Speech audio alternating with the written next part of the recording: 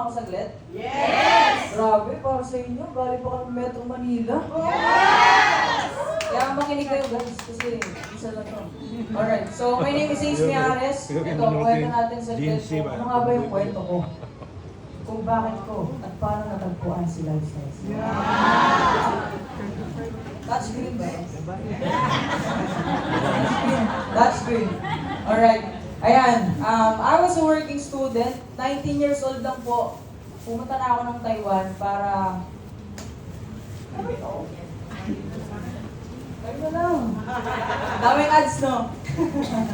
So, ayan, naging working student ako abroad. Tapos, 19 to 22 years old. Ayan ako, pak! Ayan, tapos gumagawa kami ng mga cups ng mga Starbucks, kung alam nyo yun. Kami yung gumagawa ng plastic cups na yun. Tapos, ayan, nag-i-assist din ako abroad. Tapos, yan o, yung mga ganyan. Tricep na ako dyan eh, kapag ganyan. Alam mo yan? So, yun yung mga napagdaanan ko before. Kasi, meron pa dito mga Gen Z na, alam nyo yun, parang gusto nyo talaga yumaman. Ako. Yeah. Sabi ko yung yes niya eh. Ganyan din ako dati.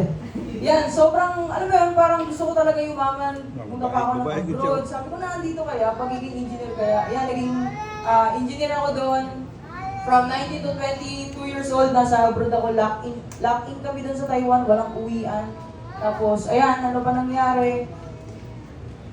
Yun, nagnegosyo rin ako kasi sabi ko, feeling ko parang kulang yung ano, yung pagiging engineer or pagiging student dun abroad. Sabi ko, try ko magnegosyo, nag-flip ako ng mga sapatos, yan, mga sneakers, ganyan.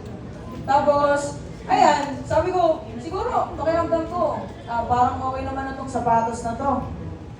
Siguro ito na yung way para yumaman talaga ako. Sige nga, sabi ko, try kong umuwi ng Pilipinas.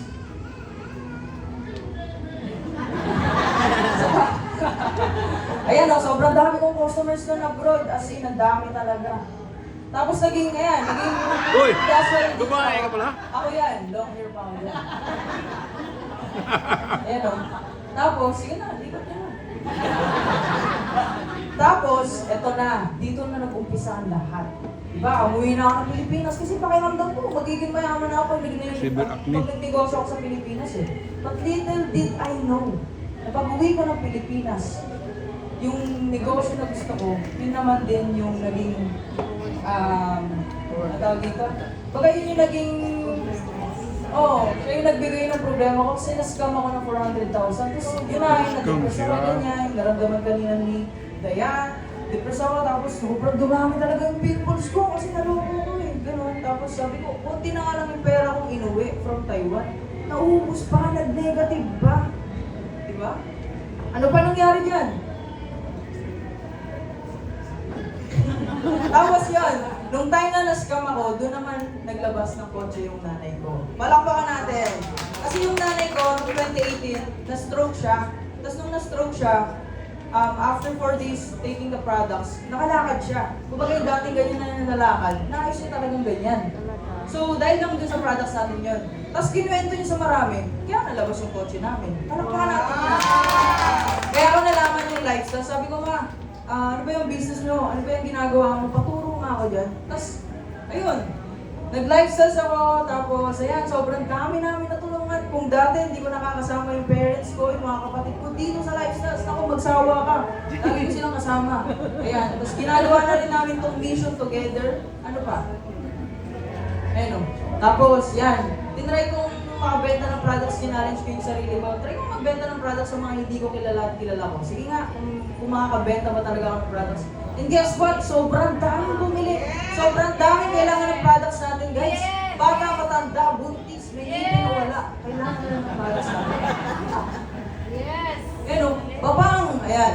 Meron yan tayo mga proof na nagawa natin yun. So in 1 month, naka-generate ako ng 104. Wow! Sa products lang yun, sa pagbibenta ng products yun. May mga resibo yan, kaya hindi ako naglolo.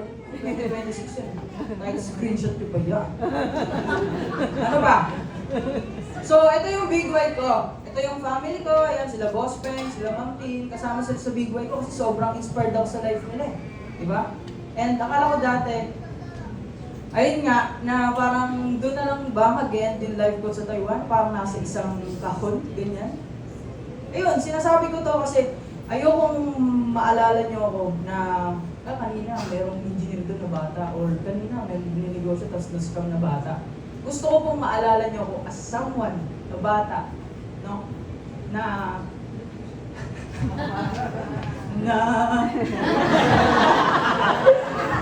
Ngayon na kasi ako nakawalk ng mic eh, so parang nakakaba pala din sa harap guys. So kung maalala niyo ako as someone na bata, na alam mo yung parang sobrang Pangarap. Oo. Ikaw na nga magsabi ng sobrang laki ng pangarap mo, nag-abroad ka, tapos nagnegosyo ka. Maganda mo pinagdaanan talaga and found lifestyles. And for me, lifestyles is a golden opportunity. Yes.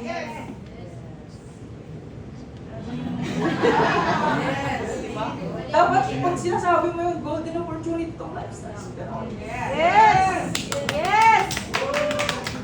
It's a $1 billion industry or business.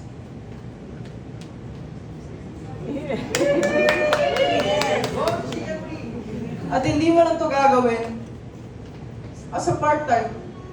Lifestyles for me is not just social business. Yes. Lifestyles is sacred.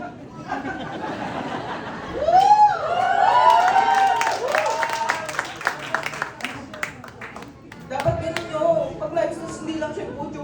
Hindi. Lifestyles, $1 billion industry siya.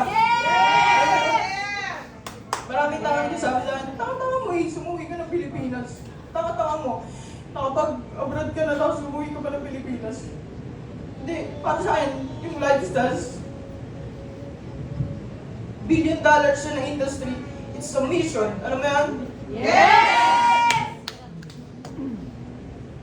Pa ngayon?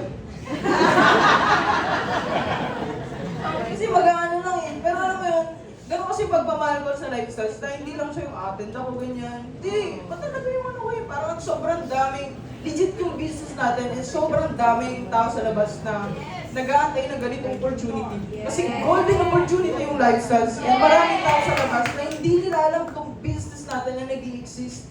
Yes. So you have to have that courage in your heart na, hindi, pakawa ko itong golden opportunity na to. Dapat ikaw yung, kumbaga sa buong bloodline nyo, sa pamilya nyo, ikaw yung parang isa doon. Like paglalaban mo yung lifestyles, di ba? Na kahit anong mangyari, sobrang dami nagda-doubt sa'yo. Paglalaban mo yung lifestyles. Yes. Kasi I believe that if you only knew how many people win when I win, you will understand that my ambition was never about greed. Yes. Because when life is like this, I want this. Thank you and good morning.